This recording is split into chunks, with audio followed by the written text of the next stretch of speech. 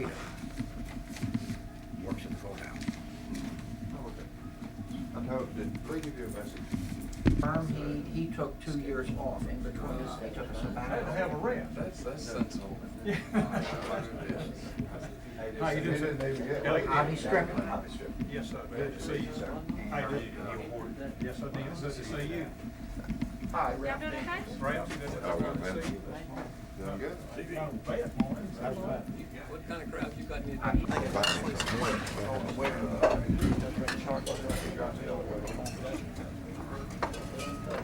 You're looking at somebody that stayed at the New York Hilton and took his own trips. So, tell me. My travels, when I was out of town, I always took a tape recorder with me in case I happened upon a semi-famous or a well-known person that I could get a few words with on tape for use on my radio program. In the course of those travels at my synagogue in Atlanta, I was undergoing some rigorous religious training. We had a men's club on Sunday morning that had speakers, and a callow young congressional candidate came to speak, candidate for the 5th Congressional District seat back in the early 1970s. I had my tape recorder along, and after his speech I asked if I could have a few words for a radio interview. We repaired to one of the offices, and I did an interview, and afterwards Andy Young said, "Now what radio station is this going to be on?" I said, "WBHF." And he said, "Where's that?" And I said, "Cartersville, Georgia." He says, "Cartersville isn't in the 5th Congressional District." And I said, "No." And he said, "Why am I giving you an interview?" Well, 15, 18 years later, Andy, this is the answer. This is why. Because since you're between jobs, you may need a broader constituency than the 5th District. Our speaker today has had a distinguished career. He was an aide to Martin Luther King during the height of the Civil Rights Movement. He served in Congress. He was appointed by President Carter to be the American ambassador to the United Nations. Subsequently, he served 2 terms as Atlanta mayor. He has appeared on a number of national television programs: Nightline, Meet the Press, Face the Nation, This Week with David Brinkley, and here in 1990 he starts the new decade. Andy, you finally made Channel 4 in Cartersville, and we congratulate you. These people know how important that is. It's a great pleasure that I present to you the former mayor of Atlanta, Andrew Young.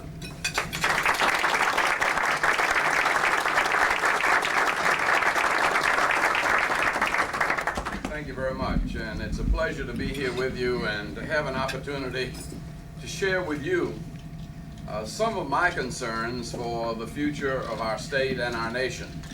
I say our state and our nation because I really and truly believe that the problems we face as a nation are so grave that we're going to have to find solutions for them at the state level. I learned as mayor of Atlanta that you really can't look to Washington for very much support or help, that the problems have been dumped on us, but the money's been kept in Washington, and so we're pretty much left to our own devices. We're also approaching a time when, without the help of the federal government, we see problems of a deteriorating environment.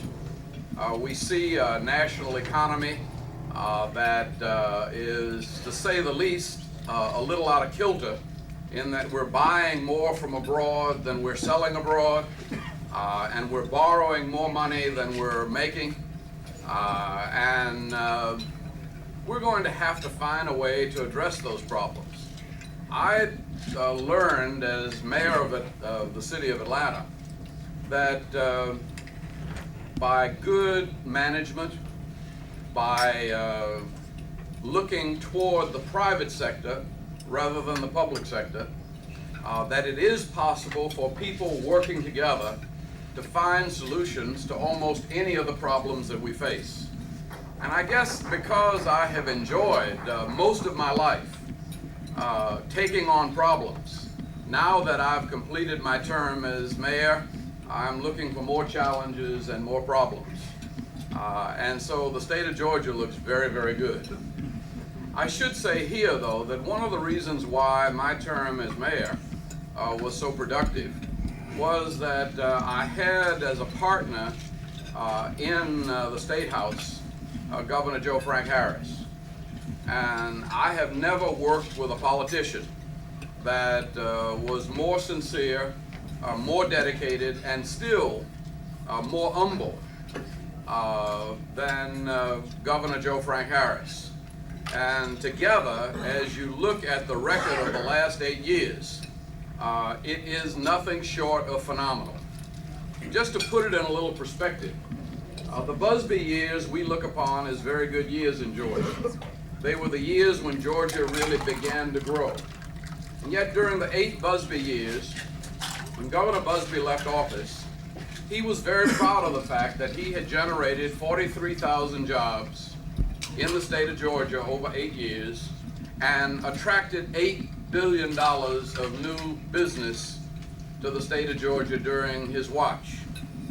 During the watch that Governor Harris and I have shared, we will come closer to 800,000 new jobs.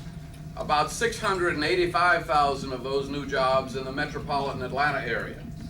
And we will come closer to $80 billion. In fact, in this year, Governor Harris will probably surpass $80 billion. The city of Atlanta alone is somewhere around $73 billion worth of new investment in the past, during my 8 years as mayor. In fact, it really wasn't during my 8 years because the chamber didn't start keeping those records the first year. It was only 6 years. We have done better than $70 billion worth of new investment in the metropolitan Atlanta area. I contend that wasn't an accident. It didn't happen the same way in Birmingham. It didn't happen in Charlotte. It didn't happen in Jacksonville. It didn't happen even in Tampa or Phoenix or New Orleans or Houston or Dallas.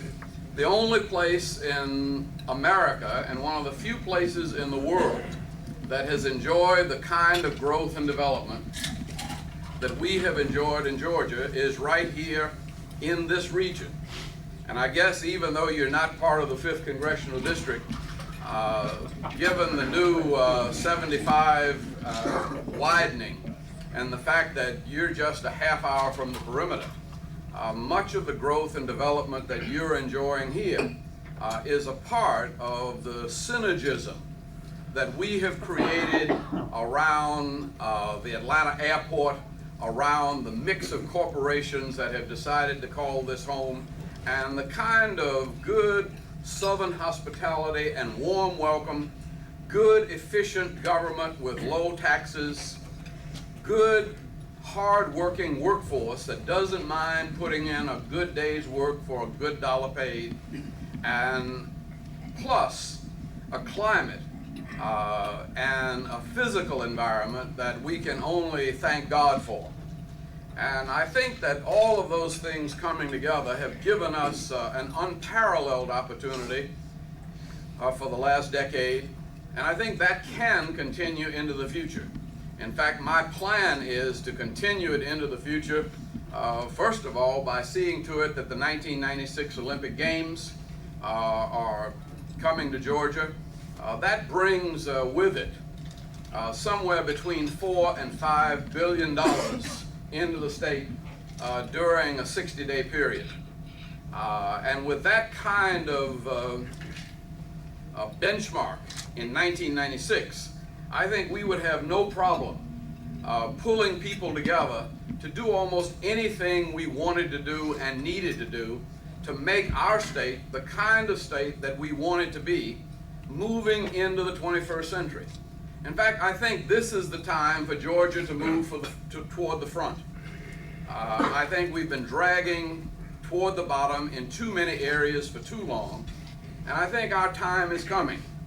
And our time is coming when we can take the leadership of the forces of our nation simply by accepting the challenges of the present and charting out the kind of future that we believe in for ourselves and our children and even our children's children. Those are the kinds of decisions that are going to have to be made by the next governor of this state. And they're not going to be easy decisions, and I don't think they're going to be automatic. It's going to take the same kind of teamwork with all of the officials in the state. It's going to take the same kind of partnership between public and private sector. It's going to take the same kind of outreach to the money centers of the world, welcoming them to work with us in Georgia in developing our environment. And it's going to take the same kind of values, the same kind of spirit, the same kind of sense of dedication to things beyond the material that I think gives us a quality of life that's worth preserving and perpetuating. Now, I say it's not going to be easy because already our tax budget grows at the rate of about 6.5% a year. And 6.5% growth is not easy to maintain. And I have said that the next governor is going to have to really struggle to maintain 6.5% growth in the total revenues and income of our state. I don't think any of the other guys have been able to do that. They've never had an opportunity. Whereas I think we have seen through the generation of revenues in Atlanta, an increase in the revenues from 101 million in 1982 to 193 million in 1988. And one of the things that I had to do once I was elected mayor, because shortly after my election, all of the federal underpinnings of our cities began to decline. All of the revenue sharing, all of the community development block grants, all of the assistance for housing, all of the assistance for water and sewage and things that we used to be able to look to Washington for, we found in Washington no more. And we had to develop private sector solutions for doing those kinds of things. And so we saw the city of Atlanta continue to run with much less federal money and with private investment replacing that federal money, and with the tax millage remaining essentially about the same or declining. And we were able to do as much work as we were doing in the late 1970s and early 1980s, when we had some 11,000 employees. We're now down to about 7,000 employees, and we've added police officers. And we're doing more work with 7,000 employees than we were doing with 11,000 employees. We're paying them better, but we're getting a better quality workforce, and we're creating the kind of environment that makes it easy for a city to grow. I was in New Orleans this weekend for my mother's funeral, and that's where I was born, and I don't like to, jump on New Orleans particularly, but one of the things I couldn't help but notice was that it was dirty. And we had a big fuss here, not quite as big as the Sugar Bowl, but the morning after New Year's Eve, our streets were clean. And the morning after almost any big celebration, you drive through downtown Atlanta, and no matter what we had on Saturday night, if you go to church down Peachtree Street anywhere Sunday morning, by Sunday morning church time, Atlanta's clean. And that's the kind of that's the sort of thing that people look for. It's the sort of thing that people take into consideration when they're choosing where to locate a business.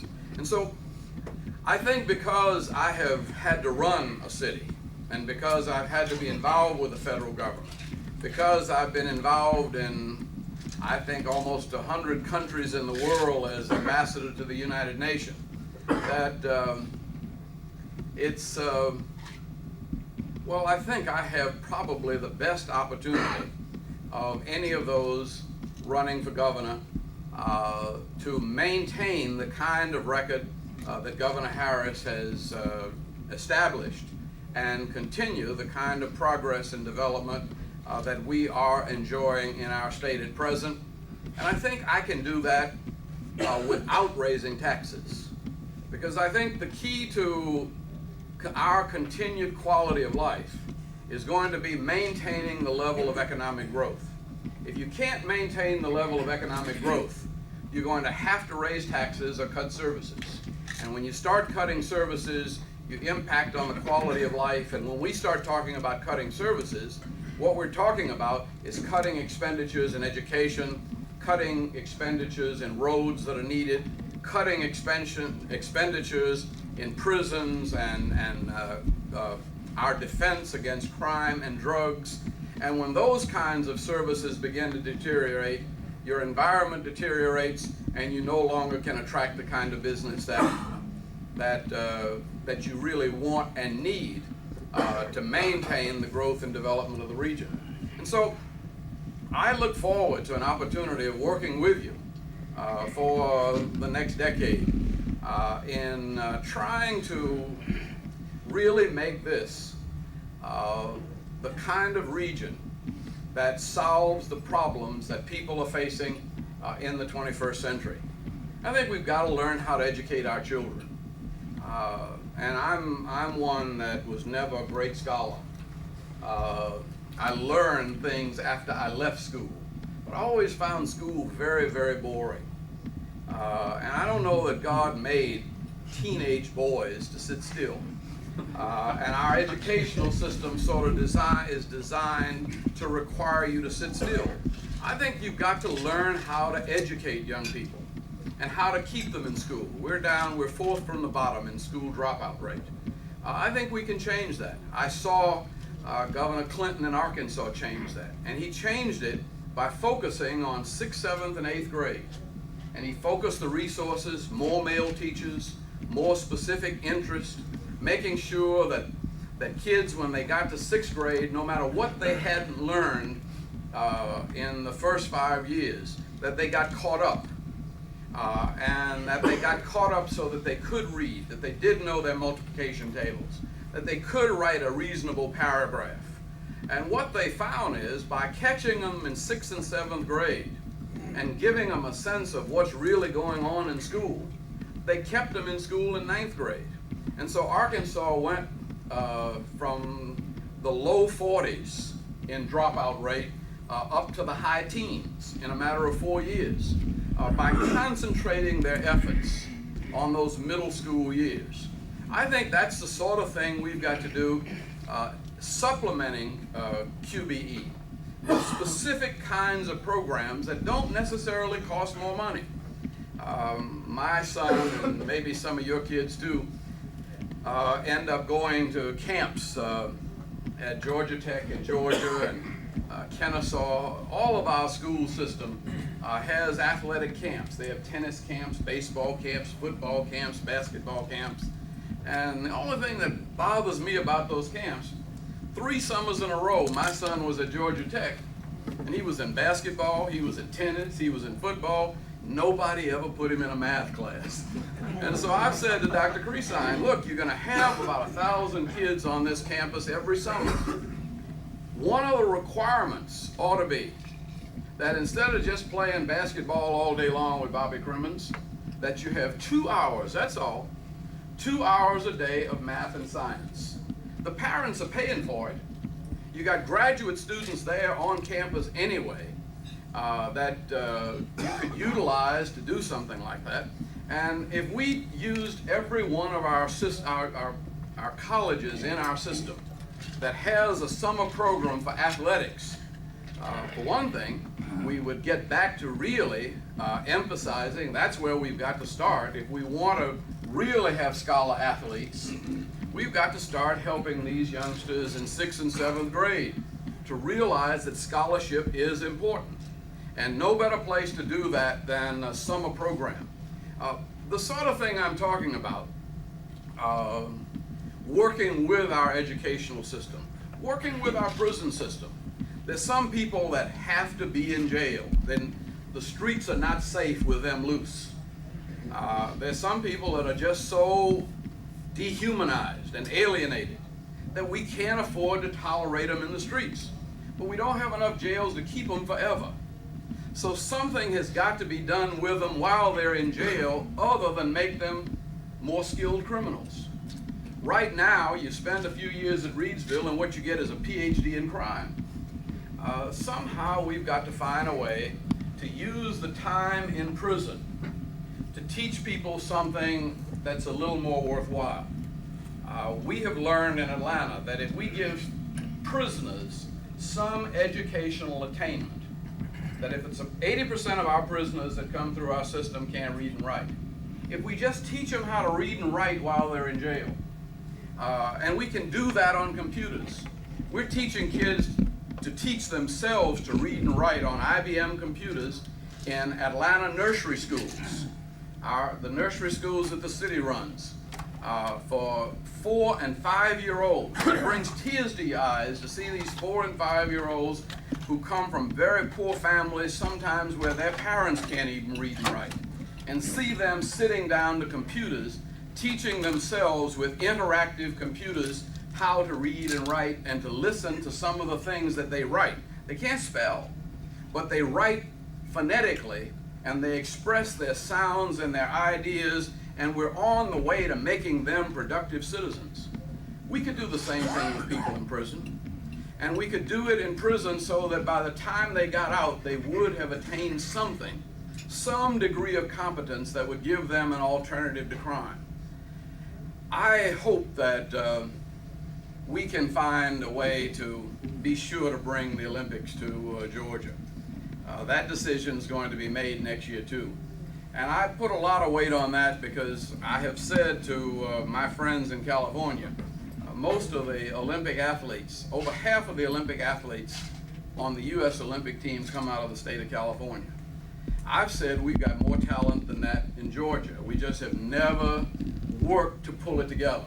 You got Roger Kingdom from Vienna that probably never really jumped a hurdle. He went to Pittsburgh as a football player.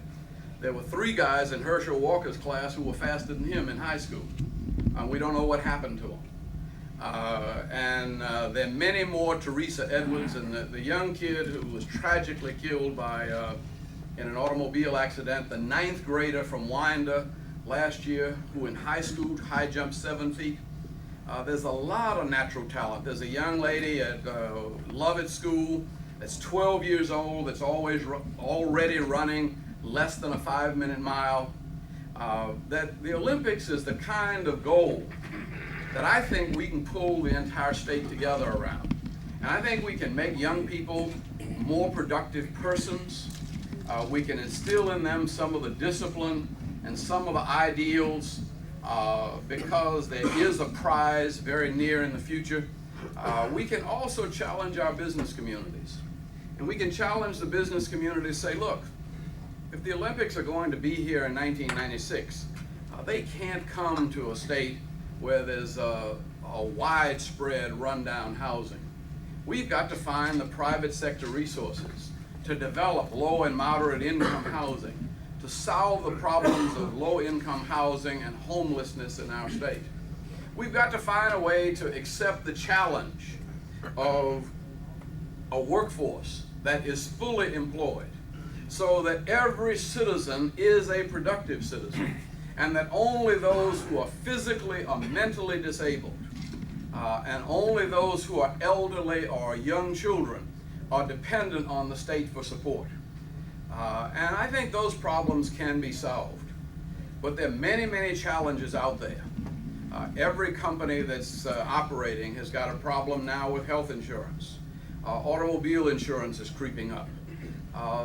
There are things that are going to get out of hand unless we find a way to keep the economy growing, and also in the midst of this growing economy, work together to solve the problems that are part and parcel of progress and prosperity. I would look forward to your help as we take on the challenge of Georgia's future. And I thank you very much for inviting me here on this occasion, and I'll be glad this time to take any questions. I think a number of people do have questions, and some members of the media will want to see you afterwards, but we'll take questions first from the audience. Airport, where do you see the second airport? Well, I see the second airport when it comes to the south of Atlanta. And I say that because it's probably the only place where you can find 10, 15,000 acres of land available that you can afford.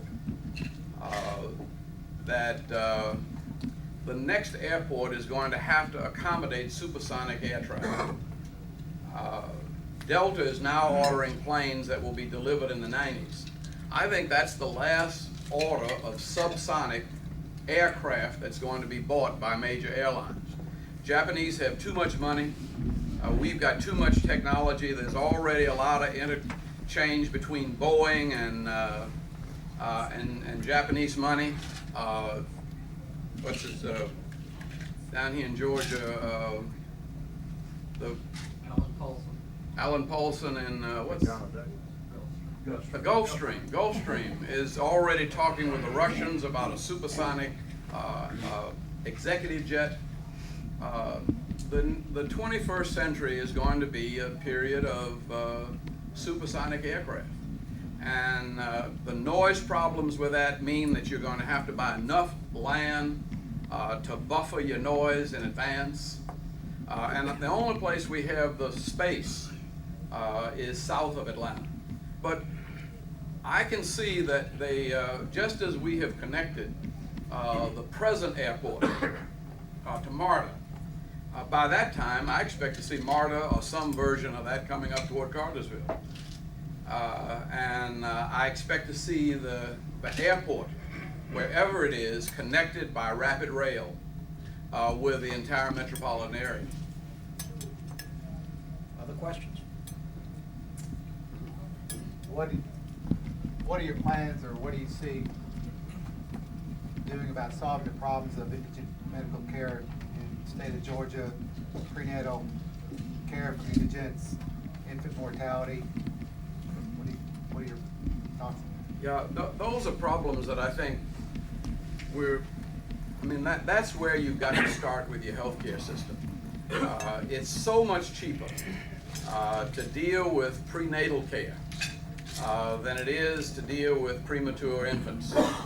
And in a time when you have all kinds of drug problems, aid problems, and everything else impacting on young people, I think we've got to do a much more aggressive approach to prenatal care. I have said I would like to discuss with our school boards a notion of doing a family curriculum. We've talked about sex education as a biological business, but the problem with a family is not the biology. The problem with a family is the relationships.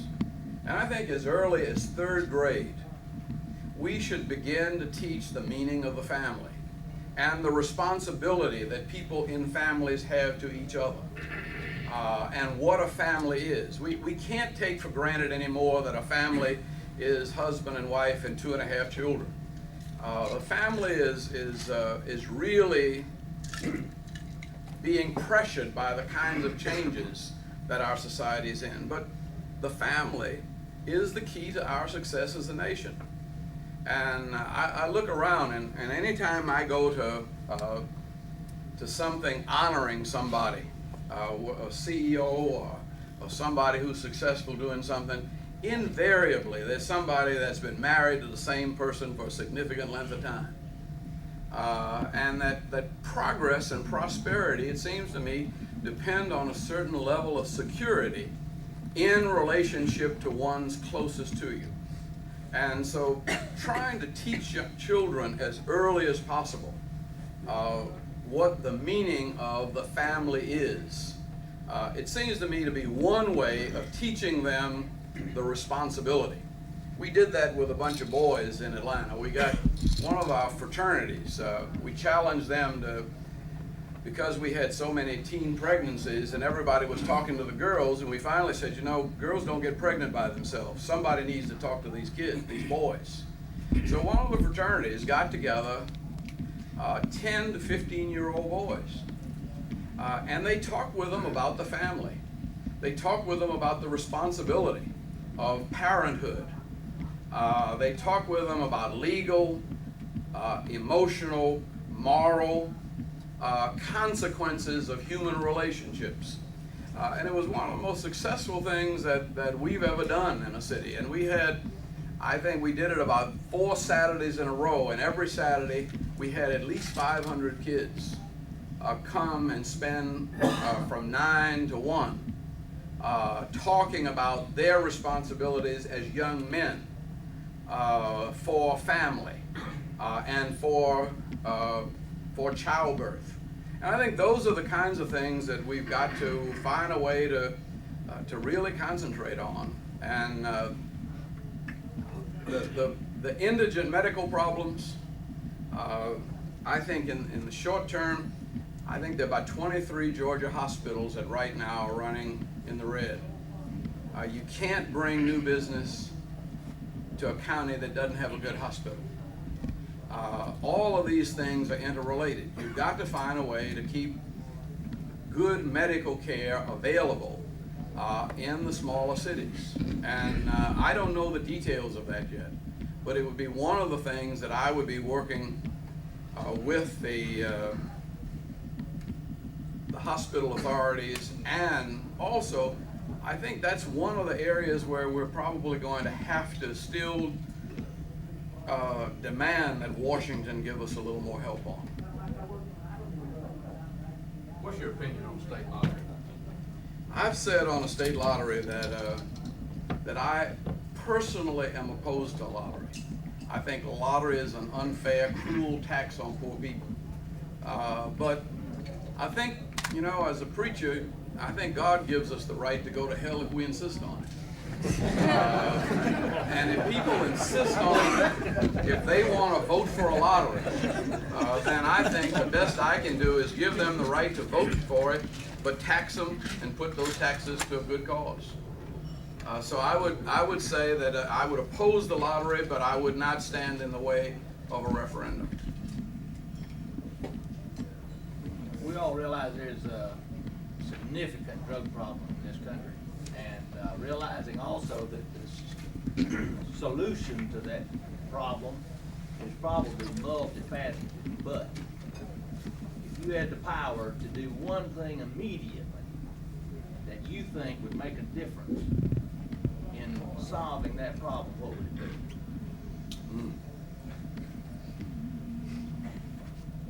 Well, because well, let me not take a cop out. Can I get 2 things? Because I think that Which one you want to talk about first? yeah. The first one I think is that I say to my 16-year-old that he respects his VCR, he respects his Walkman. He knows how to care for his car. He doesn't want you to put fingerprints on his car. Because he worked for his own money and he knows the value of that. I have said to him, for instance, that I know the value of his body and his soul. And just like he wouldn't put water in his gas tank or sand in his carburetor, his mind and his body and his spirit is more valuable than an automobile. And somewhere, somehow, we've got to help young people to know that their body is the temple of God and that they are here for a purpose.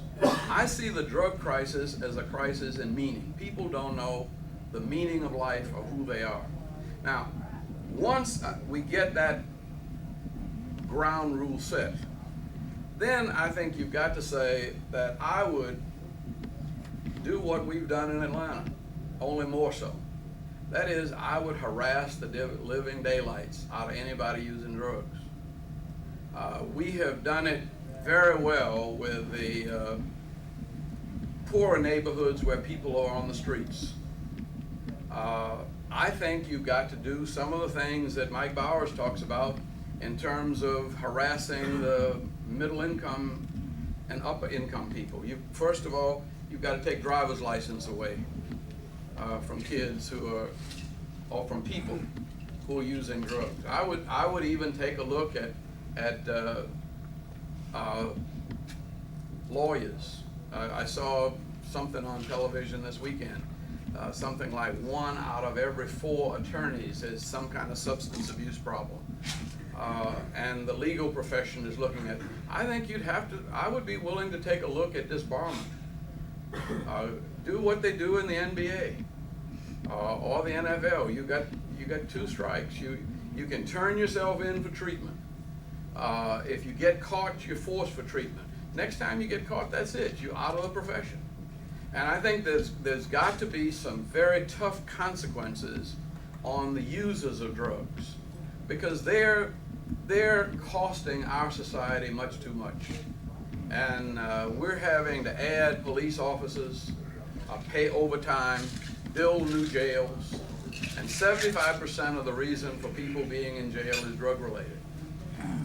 And that's what they write on the ticket. There's probably a lot more indirectly drug related. So I think we've just got to be diligent in our efforts to enforce the law on users and sellers of drugs. I'm one of those though that doesn't. I mean, I didn't think that President Bush offered us a solution to the drug problem, but he did at least what Lyndon Johnson did on civil rights in 1964. He did set the federal government clearly against the problems of drug abuse, and he committed the resources of the federal government to work against that. And that's all Lyndon Johnson did on race relations. And on 25 years, we have seen that kind of commitment, if you hold to it, can make a big difference in the society. And I think that we've got to hold to that commitment, that drugs are just unacceptable in civilized society. I have a question over here. When you were talking about the remedial catch-up of the 6th grade students to teach them how to read and teach them basic math and that sort of thing, do you have any plans to use volunteers for that? Probably some of the most capable people that I know are retired. They're bright, they're motivated, and they don't have anything to do. And they're really concerned about their cities and their counties and their state. Is there any way that you can motivate that group to put to work on this problem? One of the groups that my wife has worked with is a group that has been trying to create partnerships between senior citizens and schools. And I've seen that work in other school systems where just having the elderly citizens of the community walking the halls of the school makes a difference. I remember in one of the schools that when I was in New York at the UN, one of the schools that everybody had given up on, the parents just took over. And there was a grandmother, who brought her rocking chair to the school, and she just set that rocking chair right in the middle of the door that everybody came in. And she just spoke to everybody coming in. Well, everybody coming in quieted down, stopped cussing, quit pushing and shoving, because all she had to do was look at them, and communicate that authority and wisdom of the ages. Now, our school teachers have been a little uncomfortable with too many volunteers in the school, but I think we've got to find a way to train volunteers. Another program that we worked on at the national level that worked was taking welfare mothers and putting them in the classroom as teacher aides and giving them some training on Saturdays and in the summertime. And we got a number of welfare mothers to get college degrees and become teachers as a result of starting out as teacher aides. Those are programs that cost a lot of money if you do it paying people. And I don't know that there's enough money in the state budget to do that. But anything like that that we can do as volunteers, with volunteers, I would certainly encourage, because it does work.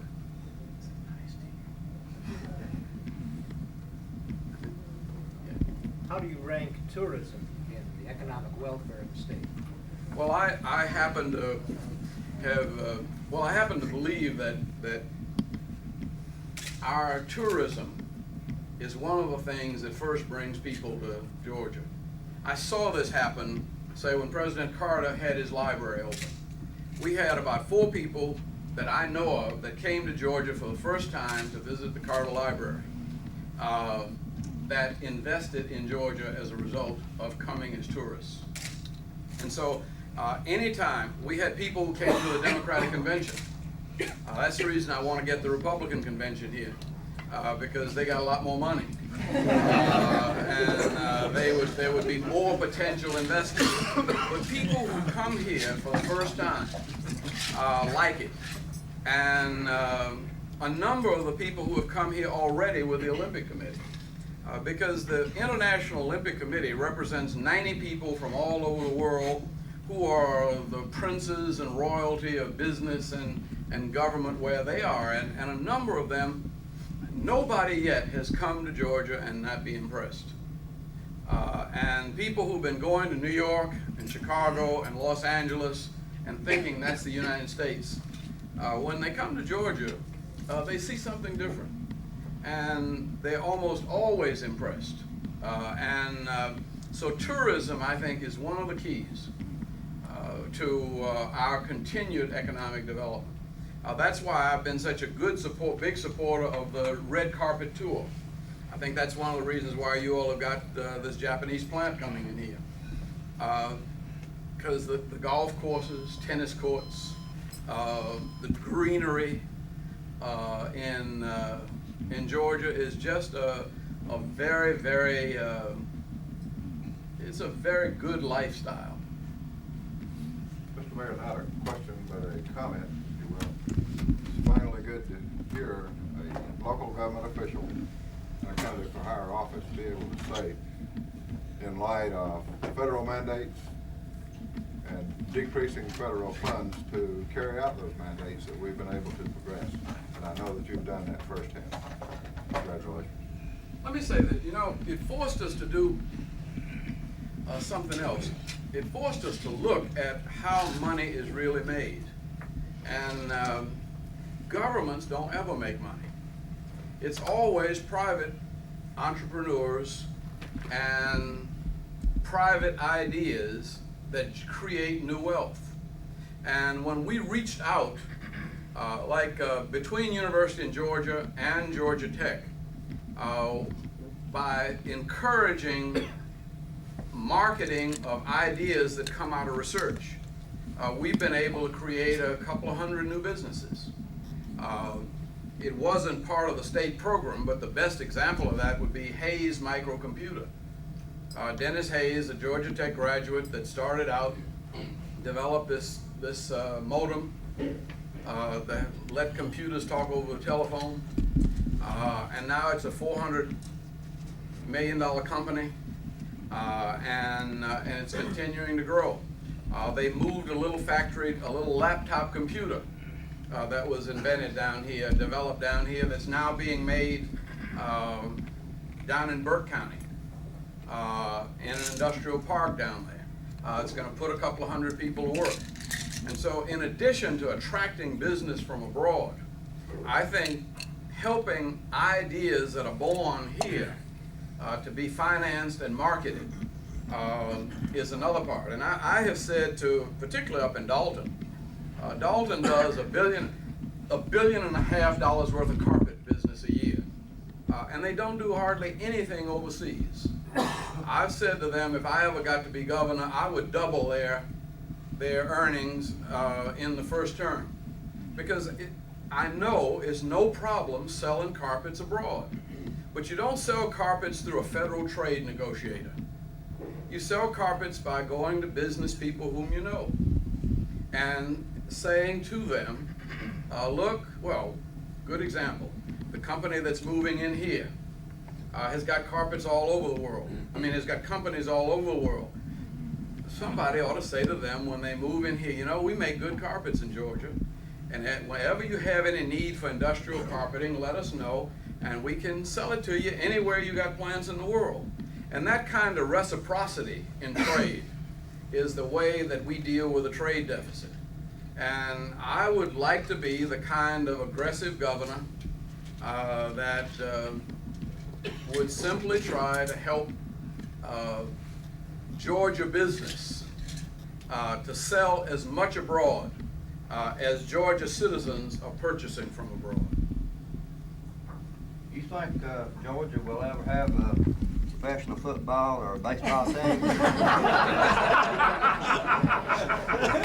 Well, I don't give up hope. I really don't. And I think that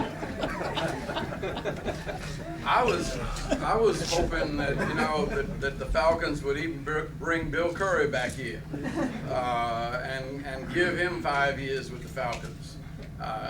He's, you know, but anyway. I just hate to see all the 5 churches or whoever moved out, you know, without any decent thing to put back. No, well, the reason for the dome though was more tourism than the football team. The Falcons would play in it about 12 games a year, and maybe 14 if they made the playoffs. But we figure we can use the dome at least 200 days a year. Because the big conventions that come into Georgia, which really bring a lot of revenue into the state, we have good exhibition space. The Georgia World Congress Center is one of the best facilities in the world. And that with the Georgia Dome really give us a combination for convention visitors that will keep those hotels full and keep convention and tourist business going. And the good thing about it is it'll pay for itself. It isn't costing the taxpayers of Atlanta or Cartersville anything to build that dome. That dome is going to be built by the people who come in here for conventions, paying for it out of their the hotel motel tax, plus the people who use it. If you won, would you pick up most of the government or the state employees as is, or would you seek out new blood and put it in there? What? Well, my whole philosophy of life is that you don't change people, you change circumstances. I fired very few people in the city. I took the people that were there and I created a kind of situation in which they could do what I wanted them to do. Now, a few of them, very few of them, decided they didn't want to do that and they went on to do something else. But most of them decided that, you know, that they were ready to work as a part of a new team and try out some of the ideas. Even like most of the people in finance, for instance, were really skeptical of underground. But they decided that it was my idea, they'd give it a chance, and they'd do their best to make it work. Well, that's all I asked. And they did it, they made it work. They probably made it work better because they were skeptical. Because they asked all the hard questions, we solved a lot of the problems in advance, and underground is going to do very well, I think. And so I have tended to approach almost everything that way. Where there are people who just feel like they want to move on, okay, but for the most part, I would work with a team that I find there. One last question.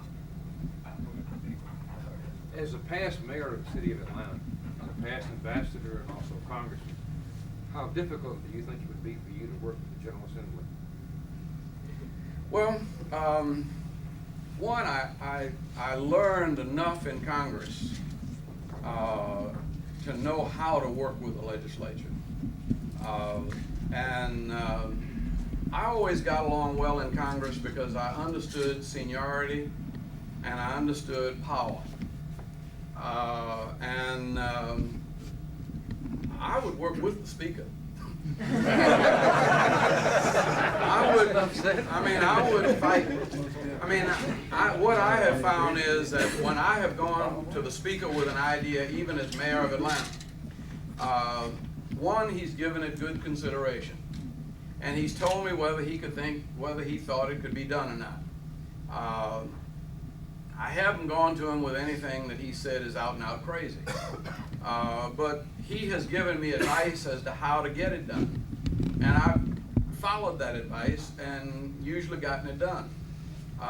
We could not have built underground, for instance, so we certainly wouldn't have a dome stadium without the cooperation of the state legislature and the Speaker. So I'm not one of those. My problems with the city council, and I had a lot of problems with the city council, was that there was no strong leadership, that it was 18 individuals. I can go to 2 or 3 chairmen in the state legislature, in the General Assembly, and if you get an understanding with them of what needs to be done, they can sell it. And that's true also with the Senate. And if it remains that way, I have always been an advocate of a strong Speaker committee chair system, because I think legislative bodies, particularly big ones, get very unwieldy if it's complete democracy. An assembly is representative democracy, and as the assembly elects its representative leadership and committee chairs and Speaker, I would have no problem working with them.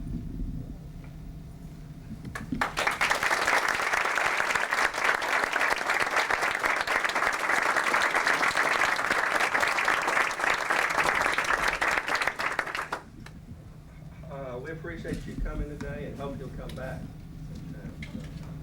I enjoyed it very much. I appreciate the guests coming, the visiting Rotarians. I hope you'll come back and visit. Next week's program. On next week's program, we'll talk about insurance. We'll hear the company side of it on auto insurance, maybe workers' comp, Medicare, or whatever. So you can look forward to that. And I'm sure he'll take a question. Bob, do you have any other announcements? Would you like to dismiss with the 4-way test and pledge allegiance? If the media has any questions.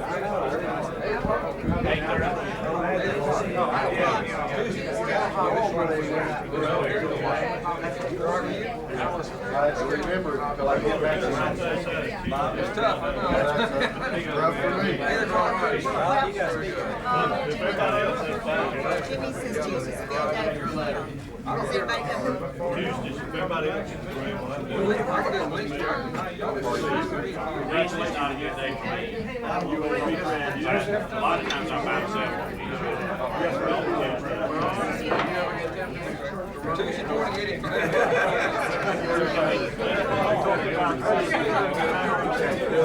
If we do it, that's okay. Let me tell you what the president She was, from that moment on. I'll be the My kind of guy. My kind of guy. That's true. All right.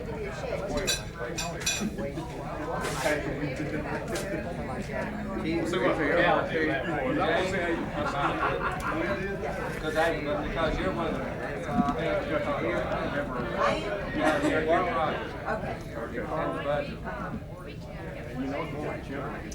Yeah. Okay. Very good. Thank you.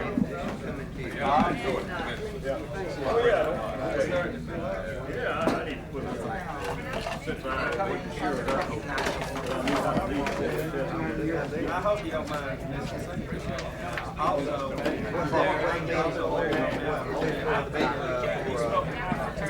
Yeah, just kind of something like that. Our major problem. Yeah, but I was running there. I was chairman of the relations here, sitting together as nothing. That's about as close as it is. Thanks for I that. enjoy watching you on Channel 30. Oh, He okay. gave me another one.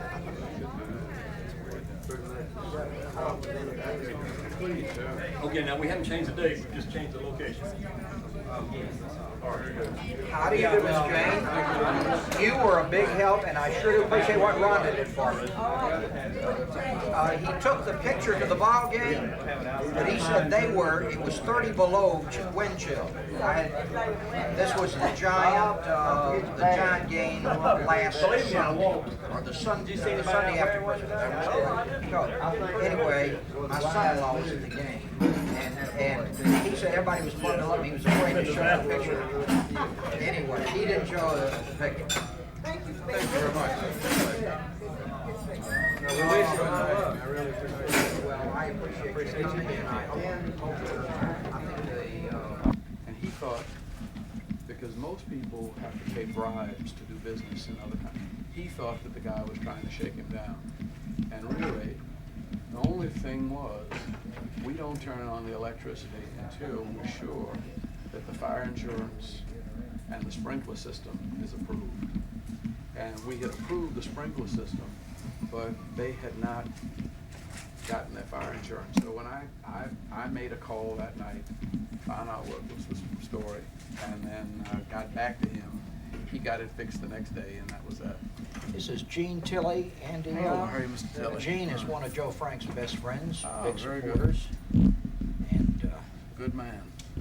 Y'all work together, mighty good. Very good. Sure have. Sure have. Mama, my sister. Okay. And he needs a job. I have a job, I thank damn you. if I I know work what. for one of his, You need a director biggest of supporters. basketball and tennis, that's your man. Well, he'd have to beat me first. I'm not gonna say anything here. Yeah, I play a lot with Michael. We'll get I you will on. leave that alone. Y'all need to make some points with some other. You've made plenty with me, and I appreciate you coming. Thank Okay, you. thanks a I'll lot. go come back. Very good. Okay. The issue is a tolerance. We'll go down and meet the.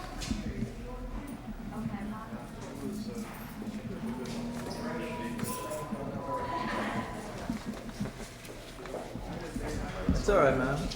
That's all right. Don't worry.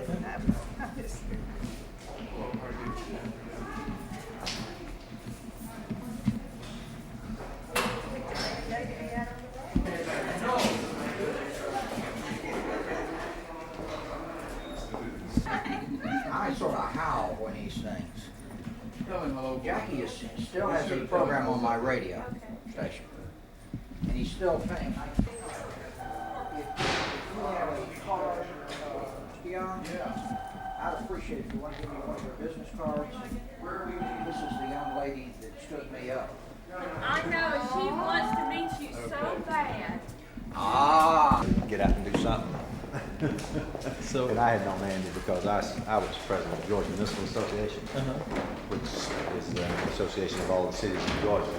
And that's how I knew him. I was president back then. He was elected mayor of Atlanta, and that's how I knew him. You know where Macon is? Yeah. It's 55 miles south of Macon. So straight down the highway? The city limits go out to there. You know where Cordell is? Yeah. It's 9 miles north of Cordell. It's to go to their Dairy Queen on the way to Florida. Is that right? Have you ever eaten Le Petit Bears or whatever? I'm really not into French food. How this girl I'm dating, she works for a French government agency. Her parents want to take us there tonight. I'm supposed to play basketball. How about you? Good.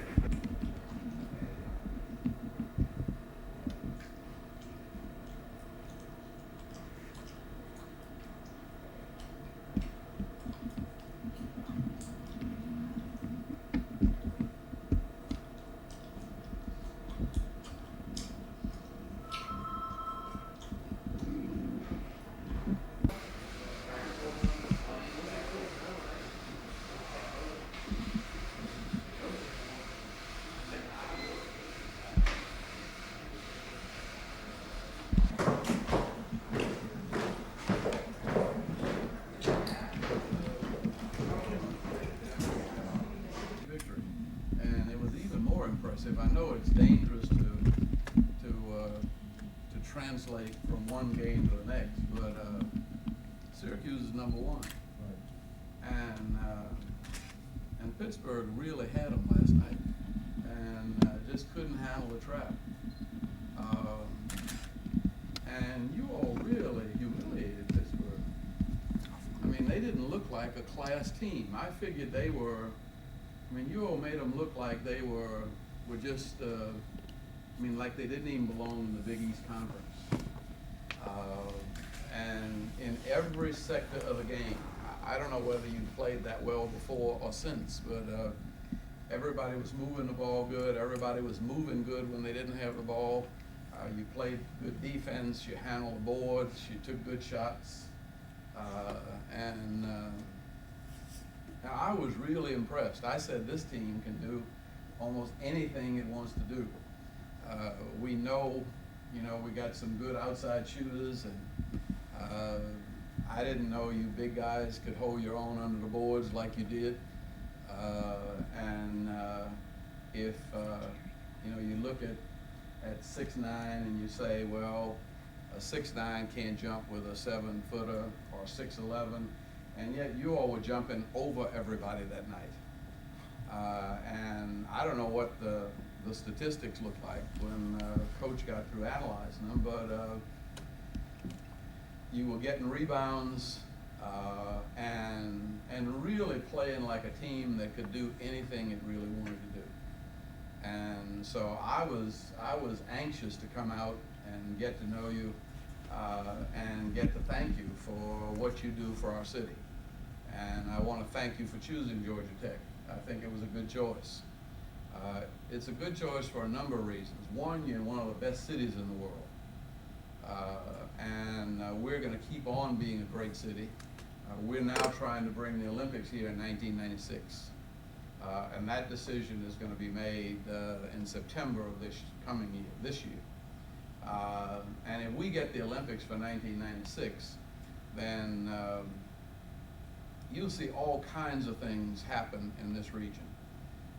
We'll be building an Olympic Village here on Tech's campus, new facilities, and we'll just start into a golden age of sports and business and culture with that decision. But you all are part of building up to that. And I used to say when Tom Hammonds was here that I was always surprised to run into him in church. And he used to make sure, both he and Mark Price evidently made sure that everybody stayed kind of on the straight and narrow, at least didn't get too far afield. I don't know who the conscience is in this group, but this has been a program that has been without incident.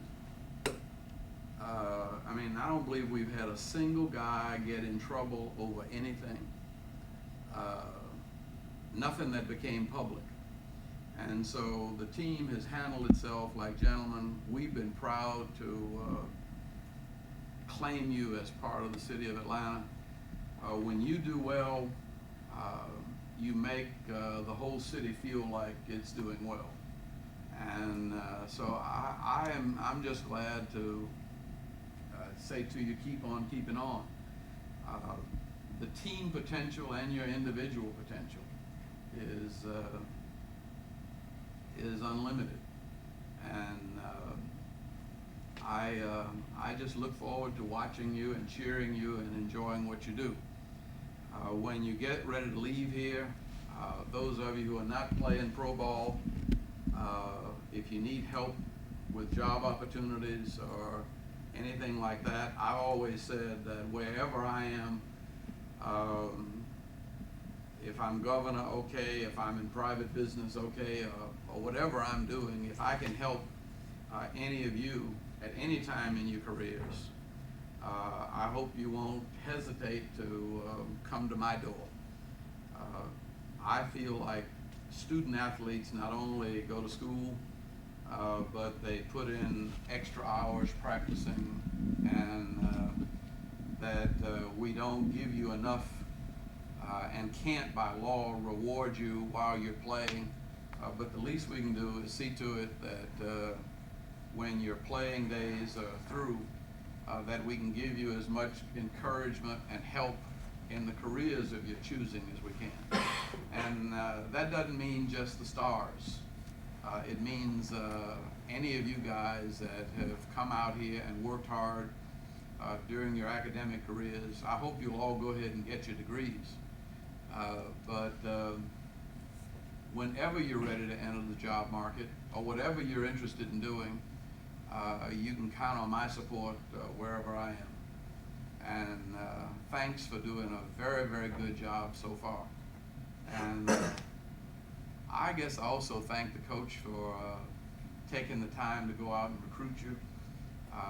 And he has to put up with you when you're kind of sorry. And he has to believe in you when you don't believe in yourself. So somebody has to believe in him too.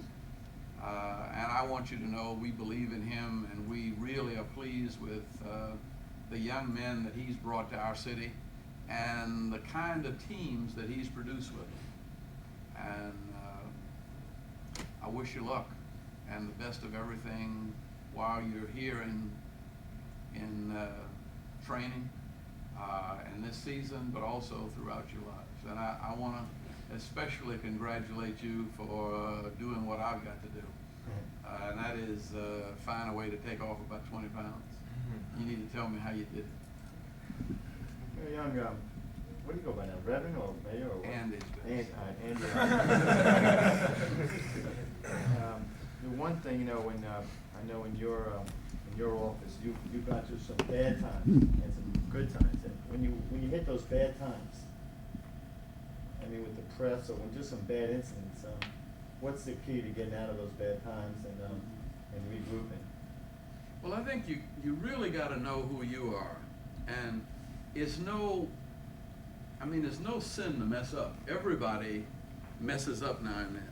Everybody has an off day. Everybody's going to make mistakes, but the press will tend to define you by your mistakes, and they hold us all to a standard of perfection. Like I got pissed this Sunday because a little girl, nice little lady, wrote an article saying that I have helped Atlanta. Atlanta's grown like no other city in the world. I mean, we've attracted about $70 billion worth of new investment and created 685,000 new jobs. And no other city's done that. And yet she said, but we still got homeless people on the streets. I didn't do anything to wipe out homelessness. I didn't end slum housing. And that's true, I didn't. But they hold you to a standard of perfection when you're in public life. And it doesn't matter how much you do. I mean, you can make 24 points and miss the last shot at the buzzer, and they'll blame you for losing. You know, and you just can't let other people define you, your performance. You've got to know in yourself that I did good, or know why you messed up, and say I'm not going to mess up that way again. And you really are going to have to, I mean, you really have to know who you are. And you don't have to be perfect. Nobody's perfect. Everybody's going to make mistakes. And I think you don't really learn except by your mistakes. And mistakes are part of growing up. And you accept the fact that you're going to make mistakes. You accept the fact that you're going to mess up sometimes. But pick yourself up and go on and try again. Football is a little better analogy for me than basketball, because football, you know you're not going to make a touchdown every trip. You know that it's 3 yards and then you're going to get knocked on your behind. But the game is such that you get up and you know you got to go again. I think that's sort of the way life is. And you have to expect some disappointments. You have to expect to get knocked on your behind sometimes, but go on and go take it from there. And don't worry, don't let yourself get to thinking about yourself as you are on your bad days. Think about yourself as you are on your good days. I don't know what it is that makes people some days be able to hit everything. I mean, just in tennis they say sort of in the zone. And you can see guys shooting like that. I mean, they can just throw the ball anyway and it goes in.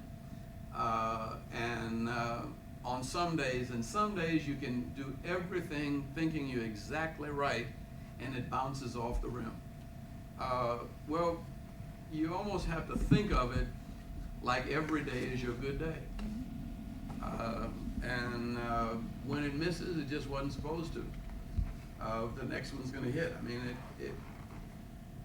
at your level of sport, I think it's probably, since all of the guys you play are about the same size you are, they're all about the same physical ability.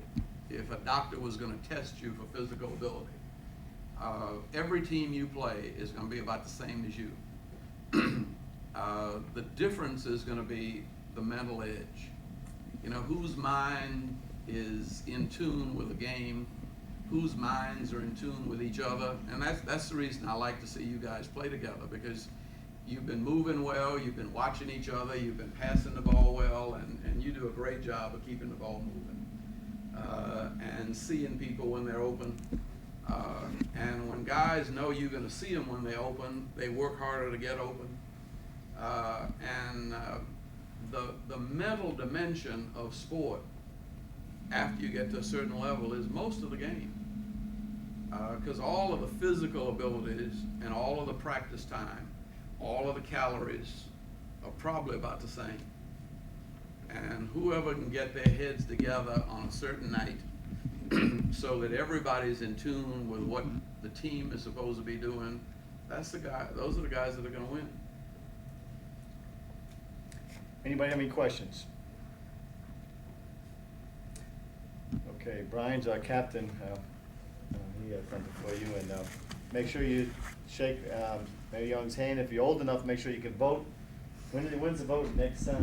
Voting is in July. July, not too far away. And then November. So all of you will be around. And what do they got to? They got to be a resident. All of you can register to vote in Georgia just by virtue of going to school here. So sometime this year you ought to register to vote.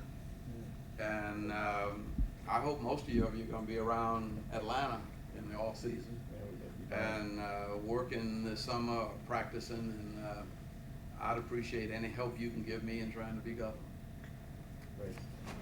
Well, I'd like to give you this token of our esteem. We really appreciate what you do for us. I wish you good luck. We're always behind you. How's your sister doing? She's fine. Where is she? She's still in high school, Smyrna High. Okay. He's an architect, major. All right, shake his hand. You know, Albino, come on. It's Johnny McNeil. You know, Brian DeMolin, Kenny. You know. Yeah, rock. Greg White, Brian Black, Malcolm Mackey. Put them chairs back. What do you say about Hey fellas, hey, I want to take one quick picture. Hurry up, Kenny. Amazing.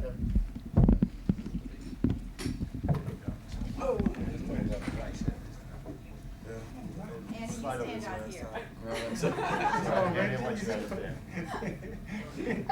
I can't see you. Behind you.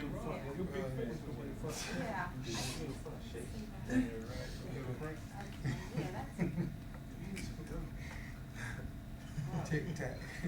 Let me get one more. Okay, all right, you get one.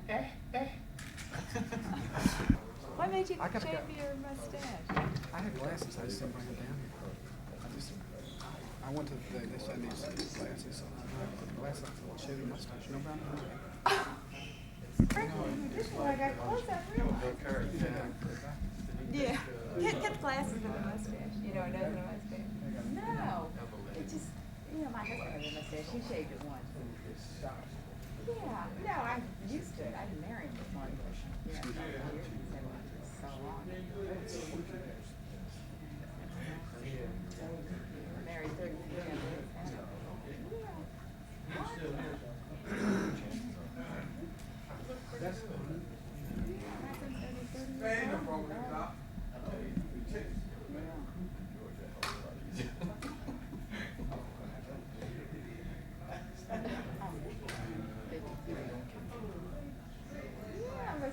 I'm a senior citizen. I got to think of it.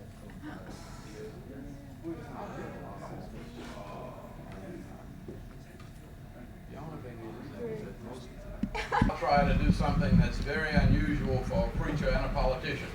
I'll try to be rather brief and take whatever time you want to spend answering questions about the things that you are most interested in. I'm interested in the future of Georgia.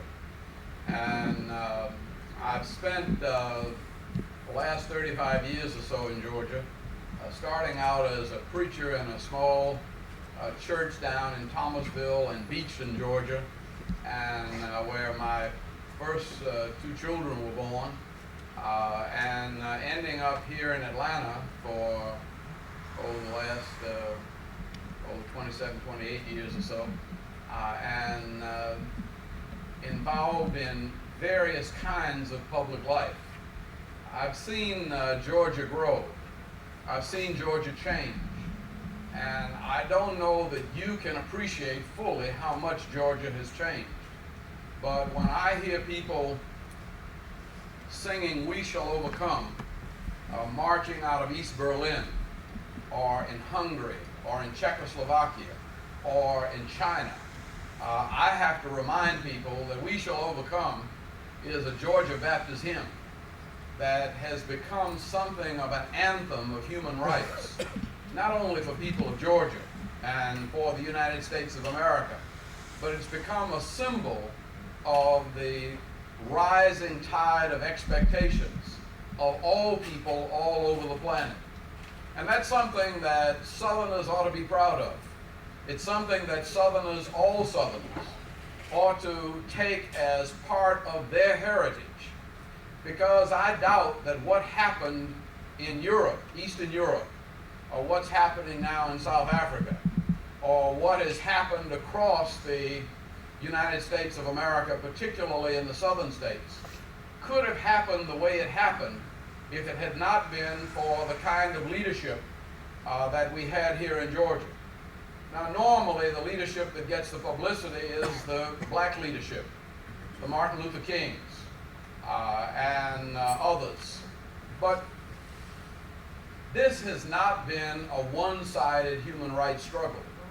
And Martin Luther King never could have succeeded if it had not been for people like J. Paul Austin at Coca-Cola, or Mr. Woodruff, or John Sibley, who went out on a limb when it was very unpopular and determined that the South was going to move forward together. One of the ironies of this is that I think that one of the reasons why Paul Austin was so determined to see good race relations in Georgia, as a native of LaGrange, Georgia, was that before he came back to Coca-Cola as their chief executive officer, he served in South Africa for 14 years as the CEO of Coca-Cola in South Africa. And he was in South Africa at the time that they instituted the system of apartheid. And he saw the beginning of that society as racism became public and national policy. And he was determined that that would not happen here, that people would find a different way, that they would learn to live together, regardless of race, creed, color, or national origin. Larry Walker, who's majority leader of the Georgia legislature, said, I think very profoundly to me one day, that two things responsible for the progress and prosperity that we are now enjoying in the South. And he said it's integration and air conditioning. And when you stop and think about that, those two phenomena coming together paved the way, because this was always a beautiful region. It was always good climate. It was always beautiful trees. It was always a rather abundant supply of water. It was always a good place to live. But as long as people were pitted against each other, we didn't grow. And as long as people sought to keep one another down, we didn't grow. But as we began to work together, as Atlanta became a city too busy to hate, we found that we began to be a city busy making money. And that when you look at what has happened here, and look at other places in the world, you've got to appreciate how almost miraculous it is. In Northern Ireland, you have people still dropping bombs on each other, planting bombs in one another's beer halls because they're Protestants and Catholics. We can have Protestants, Catholics, Jews living and working side by side, and they can be of different colors and still coexist with nobody dropping bombs. It doesn't, well, till just recently. And I'm still not even sure about that. But what has prevailed is a climate of reason that has propelled this region into the future in a way that I think brings about the potential for realization of what the family of man is all about. And that is somehow respecting the diversity of God's creation and appreciating the differences that make us what we are and that allow us to take those differences and work together to develop the kind of society where, as Martin Luther King said, a man can be judged by the content of his character rather than by the color of his skin. And as we have approached that, we have, I think, begun to set the pace not only for the South, not only for the nation, but I think we have begun to set the pace in human rights and human relations for the entire planet. Human rights was extremely controversial when Martin Luther King talked about it. It was less controversial, but still somewhat controversial when Jimmy Carter, a Southern governor, began to talk about it as an important part of world politics. But here we are now after, in the third successive Republican regime, where the doctrine of human rights is not only generally universally embraced, but is the most successful aspect of our nation's foreign policy. We have advanced the cause of freedom more through the preaching and teaching and example of human rights with as little money and resources as we put into it, much further than we've advanced the cause of humanity with all of our money spent on guns and bombs and military preparedness. Not that the two are mutually exclusive. We might not have been around to talk about human rights if we hadn't had a strong, well-prepared nation militarily. But the fact is that the aggressive side of American foreign policy, the side that seems to be winning in the world, winning against communism, winning against totalitarianism from the left and the right, is that doctrine of human rights that found its means of development here in the southern part of the United States, and particularly in and around the city of Atlanta. When I go around the country and around the world now, talking about Atlanta as the home for the United States, home for the 1996 Olympic Games, people look at the United States, first of all, as a big, successful, materialistic country, and they had an experience in California that was mostly Hollywood America. They've been to New York which is another kind of America, and they say, well, why should the Olympics come to Atlanta? And then when they come to Atlanta, they realize how different Atlanta is from New York or Los Angeles. They realize that there's another aspect to America that's present here. Just by virtue of getting off the airplane, getting on MARTA, and riding downtown into the Marriott Marquis before the weekend. As the president of the International Olympic Movement, Juan Antonio Samaran, said, when you walk into Atlanta, you feel like you're walking into the 21st century.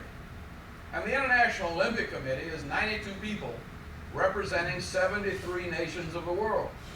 And they reflect the colors and the cultures of the entire planet. And they come from Asia, they come from Africa, they come from Latin America. And they see some things that we don't see and that we take for granted. They look around and they see people of all colors and cultures living and working together.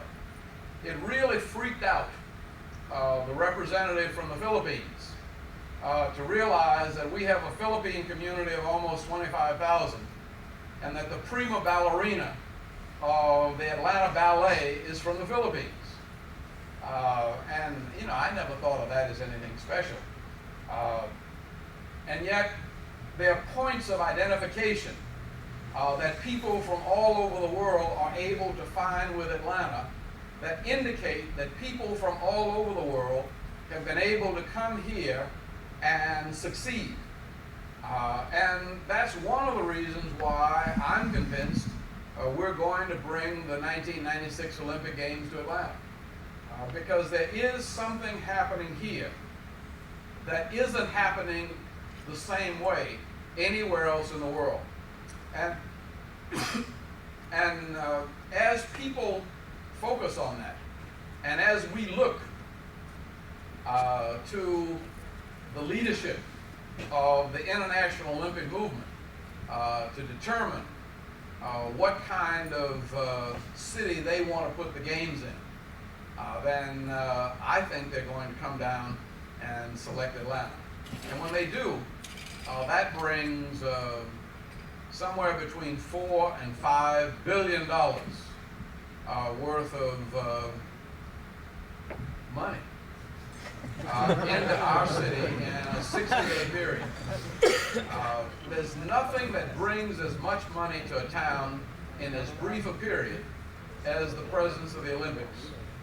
And that $4 to $5 billion doesn't include all of the investment, all of the construction, all of the kind of ancillary benefits. That's okay, thanks. All right. All of the ancillary benefits that come as a result of being selected as the venue of the Olympic Games. I said to people in Savannah, they're worried about Savannah, and downtown Savannah is somewhat depressed. And I more or less guaranteed John Rousakis, was willing to bet it, that if in September we are designated the site of the 1996 Olympic Games, by 1996 there'll be at least $1 billion worth of new development in Savannah. That because the yachting events are going to be held in Savannah, that means 15% of that $5 billion that comes into Georgia is going to be spent down there. As soon as that decision is made, Marriott is likely to be looking at some sort of resort or marina facility to parallel the kind of marina that we would have to build to host the 1996 Olympics. That the synergism that's triggered by that sort of decision will assure Georgia the kind of growth and development that would lead us into the 21st century as a state that's in the front of the pack rather than a state that tends to trail. Now we've been in education, in literacy, infant mortality, and almost all of the indicators of poverty and backwardness. Georgia tends to show up pretty weak. We could change all that. We could change all that within a decade.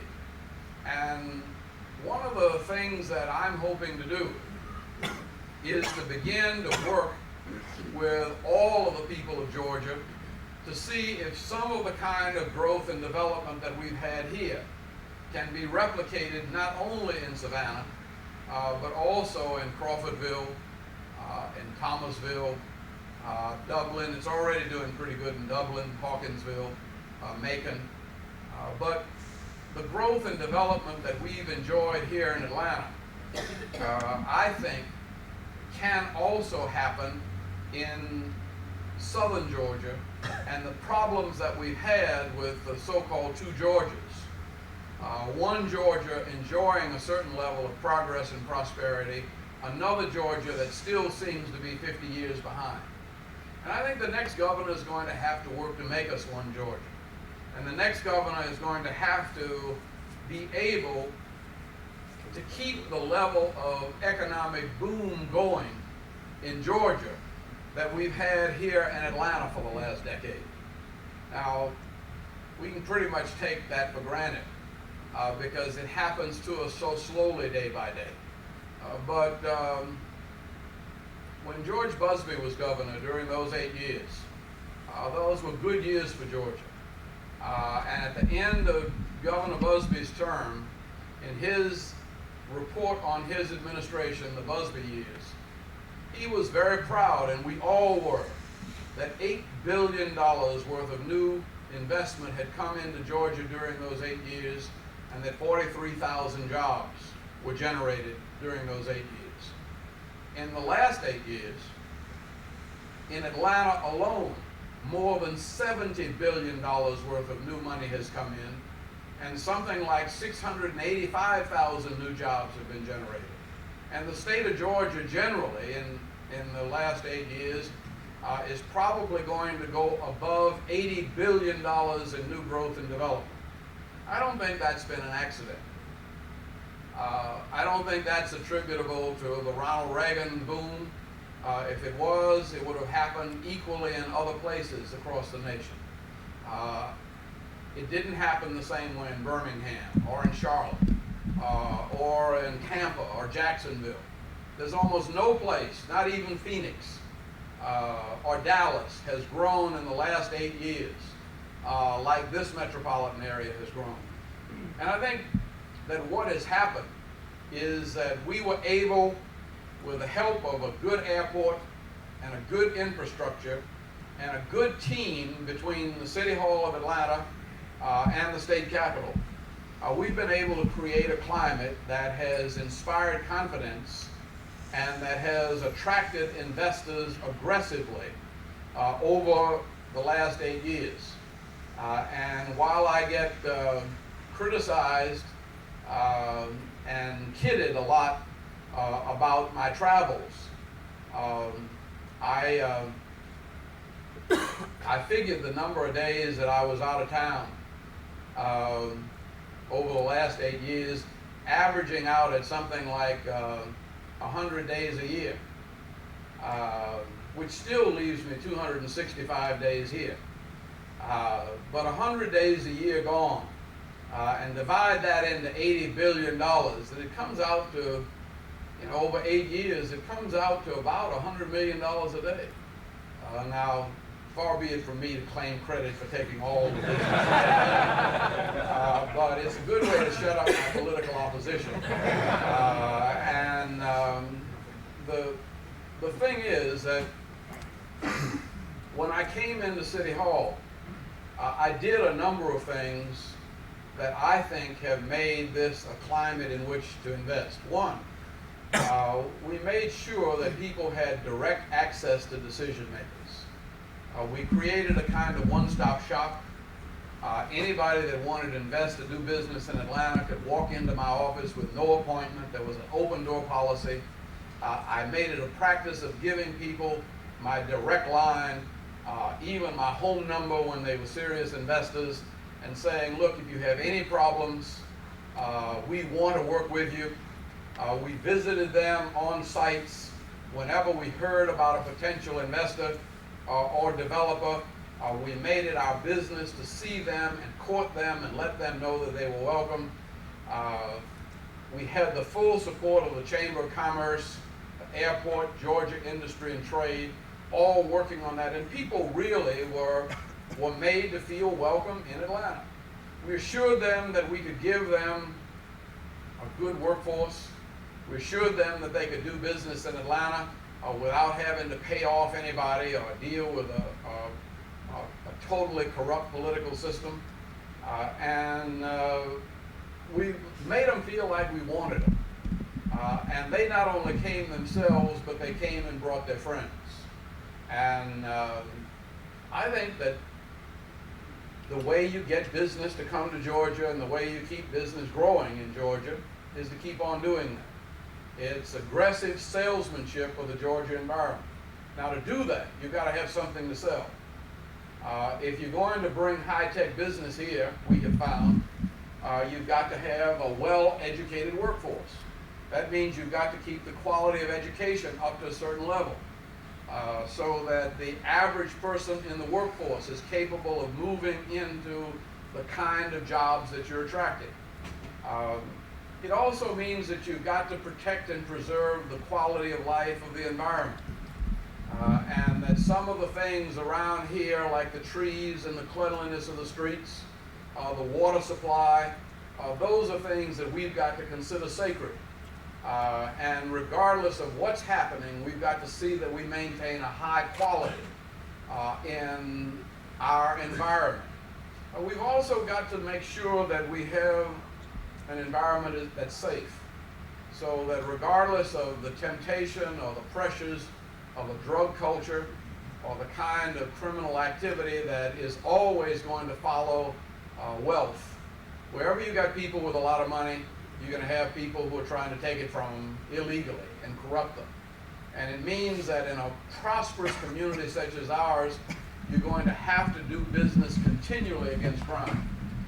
But if you can do those things, and if you can keep people working together with a common vision of the future, I think it's possible to maintain the kind of growth and development we've had the last 8 years and expand it to South Georgia and to the rest of Georgia.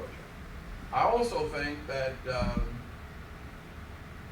should we get the Olympics, that there won't be any limit to the kinds of things that we can do.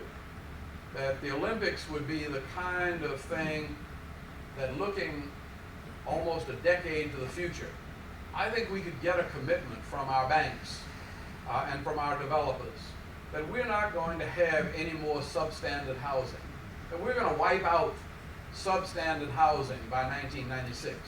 We're going to end homelessness by 1996.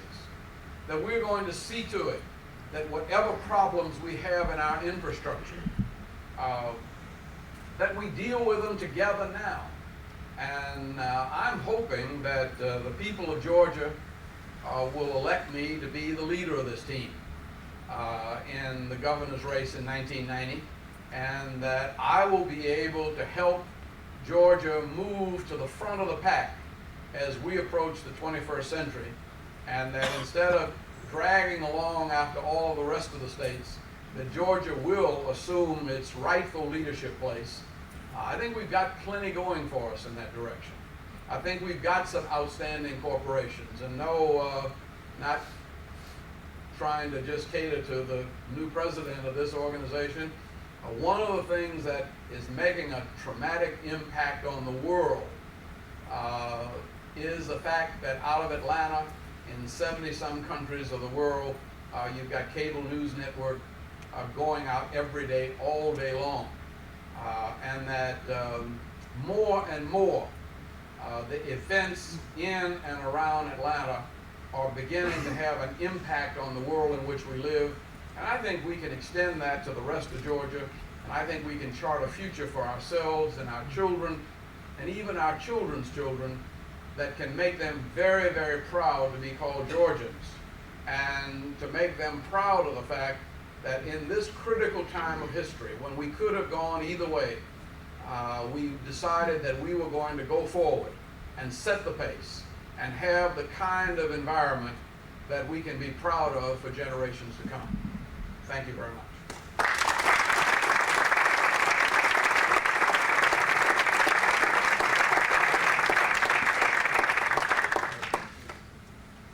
Yeah. Got a question. I'd like to say thank you for coming. And, most of the people in this room, this is our first decade out of college. Most of us, not all of us. Some of us, we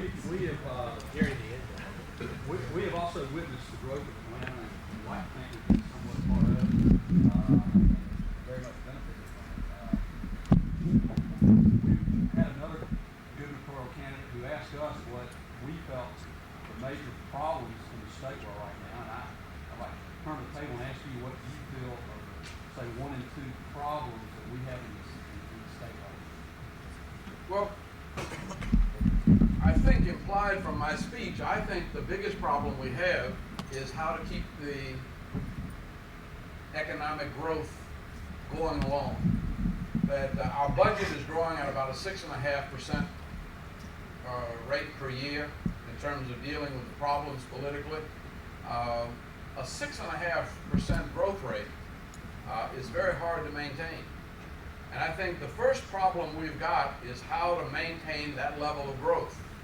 If we can maintain that level of growth, we can keep the jobs, we can keep the economy healthy.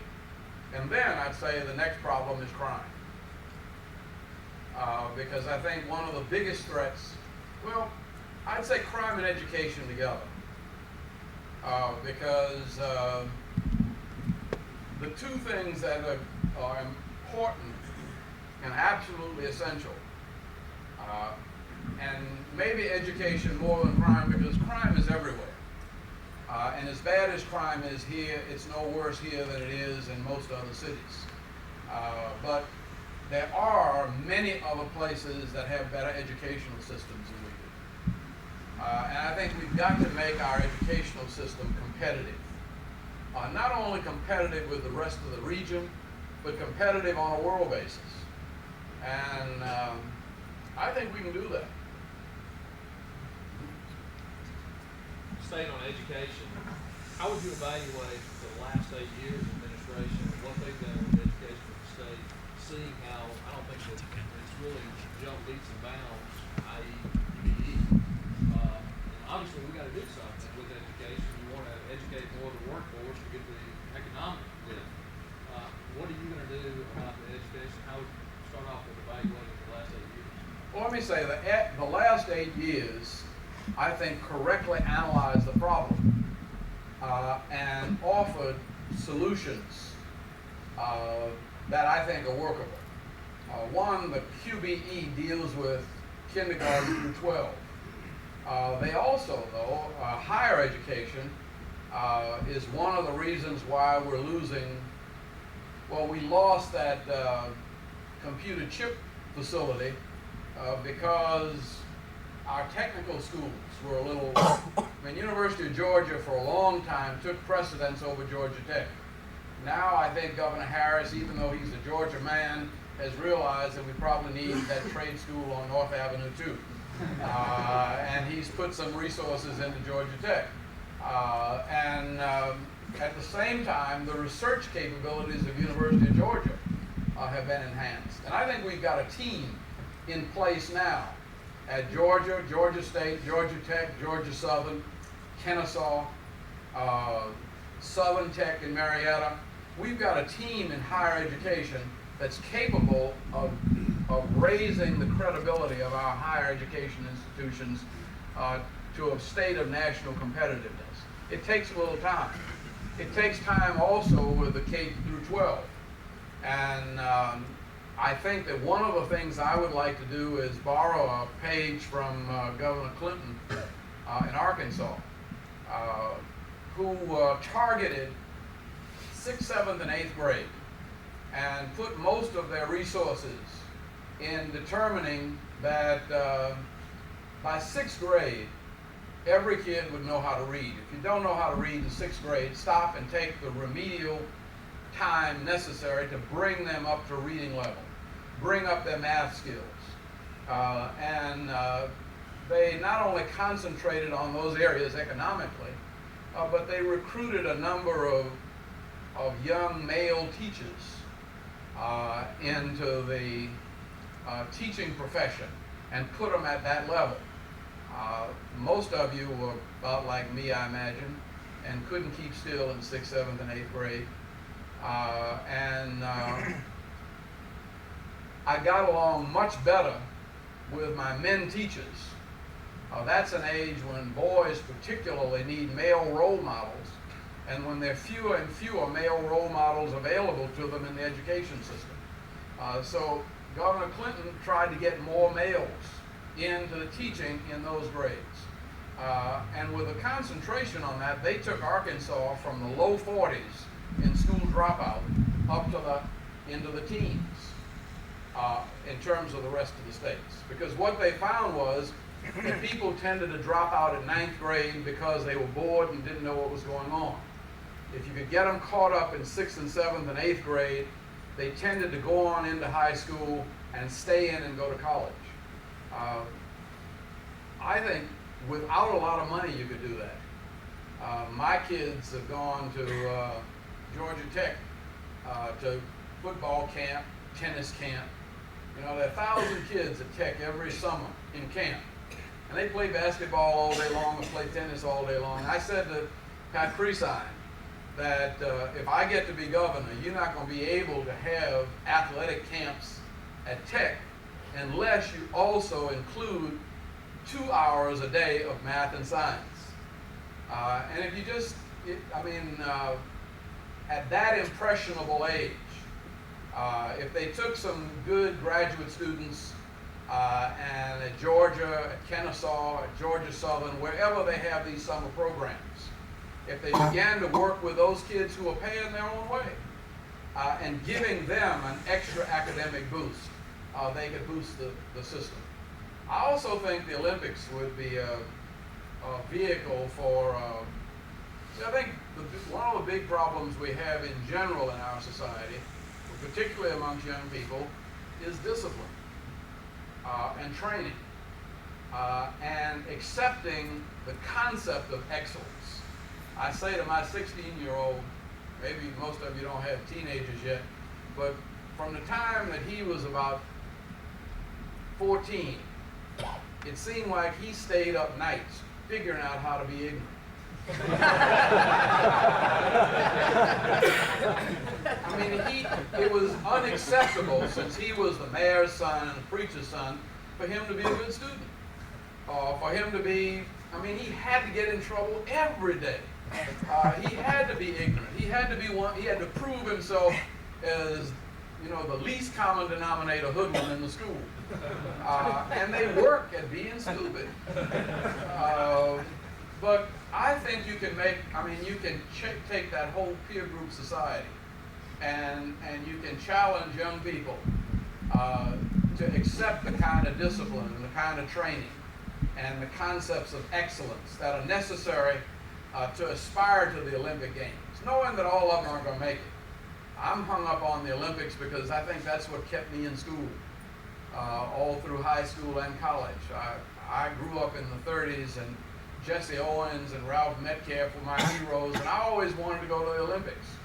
And I trained and did everything I could to make my college teams in all kinds of sports. I tried everything.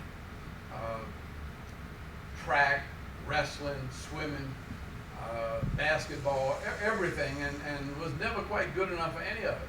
But it kept me sober, it kept me healthy, it kept me in school.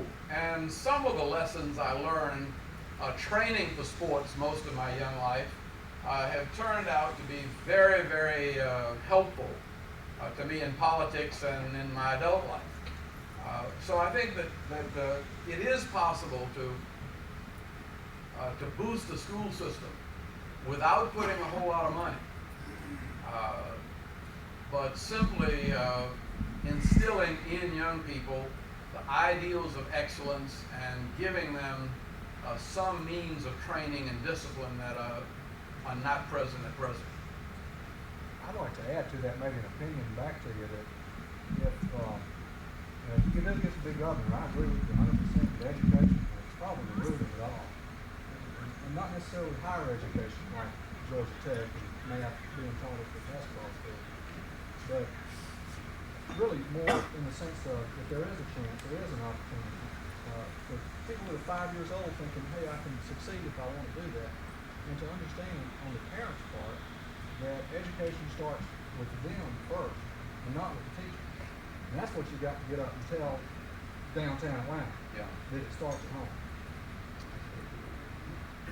Stress the excellence in the students. We just recently seen the Atlanta school system superintendent criticized, the assistant superintendent dismissed.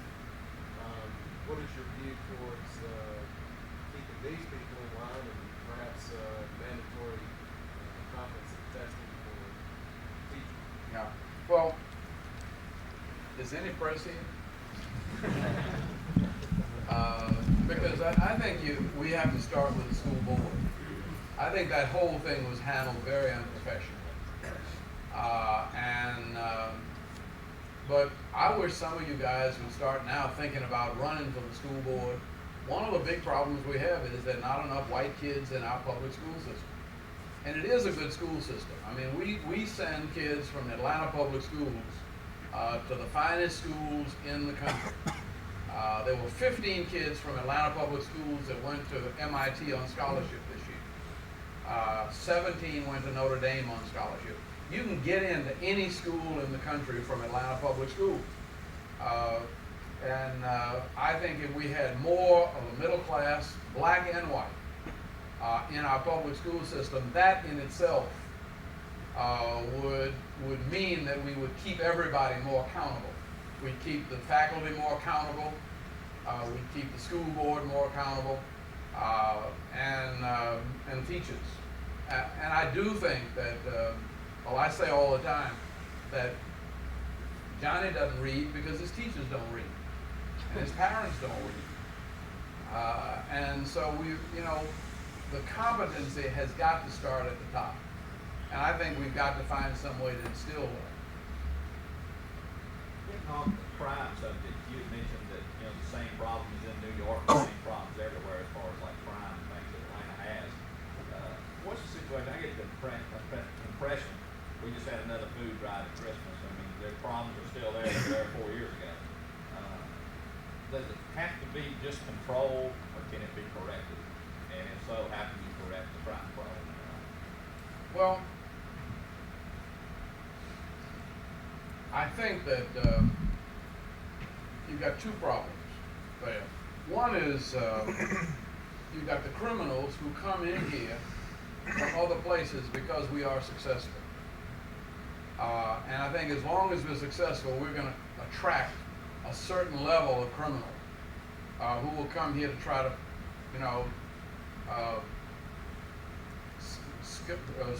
scrounge on that success. There's another level of crime that grows out of poverty. And I think we can correct that. I think that we can guarantee every student an opportunity to get further education. One of the best things this country ever did, I don't know whether we can do it at a local or state level, but one of the best things that this country ever did to combat crime was the GI Bill.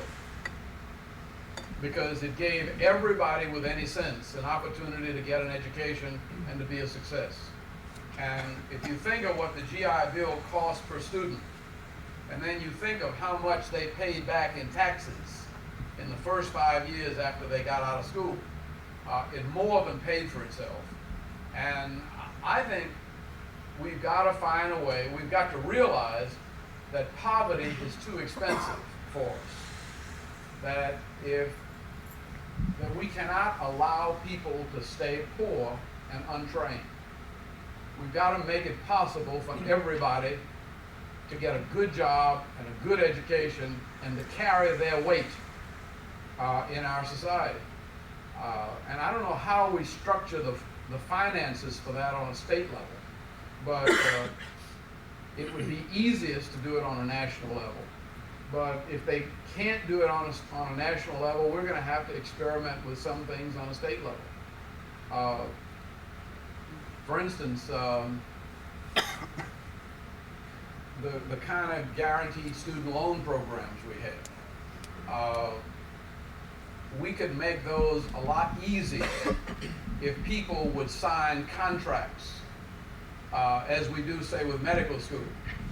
Doctors who get their way paid through medical school by the state have to sign a contract to practice medicine in a depressed rural area for so many years as a result of having received that free education. And I think we've got to work out some kind of trade-offs, because we know it costs us about $35,000 a year to keep them in Reedsville. Every time we put somebody in penitentiary, they are costing us. We've got to find a way to get more and more people into the workforce as good, strong, well-educated, honest taxpayers. Now, there are always going to be some bad apples that you got to lock up. And it doesn't mean we're going to ever do away with jails. But right now, I think jails are almost becoming they're bankrupting our society. And we've got to get some people off of that criminal track and on to a more productive track. I was watching a show the other day that they were talking about socialism and how the government today is certain groups of people here, then socialism wouldn't be that big a problem in the United States, because we can get to right now, if you don't make it in America, the government's going to take care of you. How are we going to get away from that? Well, I think first of all, we got to help people to see that really isn't working. It's not even working for the people. I think poor people understand that socialism is not working for them. Welfare mothers, for instance, I think if there was we've proven in small experiments that if you can create daycare for the children and give them jobs and education, that they would much rather work and be productive tax-paying citizens than to be on welfare. And we've done that with a number of programs in a number of states. But we've just got to chip away at it. But it also starts with teaching free enterprise and competitiveness. For most of the 50s and 60s, we really didn't teach competitiveness. That's a word that we're just beginning to use. We talked about freedom, but freedom normally meant freedom to do as you please. It didn't mean freedom to invent, freedom to work, freedom to experiment, to own your own business. You can go through college and get a degree in economics and not know how the free enterprise system works. That is, not know how to start a business and meet a payroll or respect the people who do. And so I think that we've got to begin at a much earlier age to begin to teach what freedom of opportunity means. That it means that you have the right to be whatever you want to be, but you've got to be willing to compete with other people to do it. Mary Ann, in the next 10 years, how do we balance going towards a global economy and inviting in foreign investors and this sort of thing, and working with them as opposed to selling out to them and becoming a foreign-owned country, like other parts of the world have to come to us in the 60s and 70s? Well, I think that first of all, we've got to get the facts straight. And I think right now, there's more American investment overseas than there is foreign investment in America. And what is happening is the globalization of the economy. That almost every successful business in Atlanta is a global business. And almost every business is going to have to begin to selling as much overseas. That's one of the things I think I would like to do as governor. I've said to people up in Dalton that it doesn't make sense